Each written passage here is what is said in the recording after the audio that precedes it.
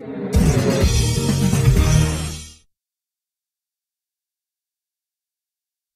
habe schon mehrmals gesagt, für uns ist jeder Spiel sehr wichtig, aber am wichtigsten ist immer nächstes Spiel. Und Samstag ist nächstes Spiel.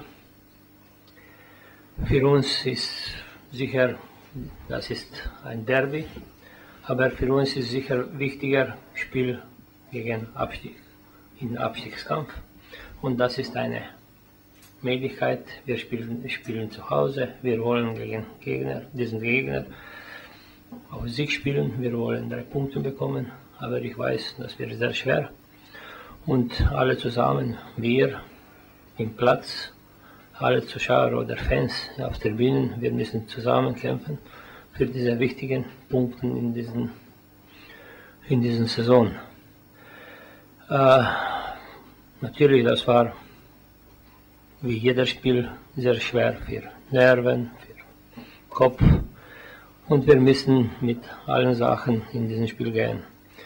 Nächste Sache ist, in diesen Wochen, wir haben mehr Zeit gehabt, das bedeutet 10 Tage, aber wir haben sehr viele Probleme in diesen Wochen mit Verletzungen. Früher, wir haben weniger.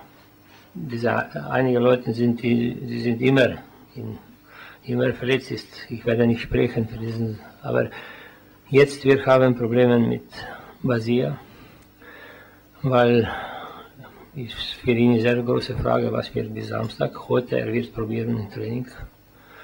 Er wird probieren. Besser ist mit Mitrewski, er war schon 2 Tage im Mannschaftstraining, das bedeutet, er wird Zähne zusammengeben und wird gehen ins Spiel, das ist sicher.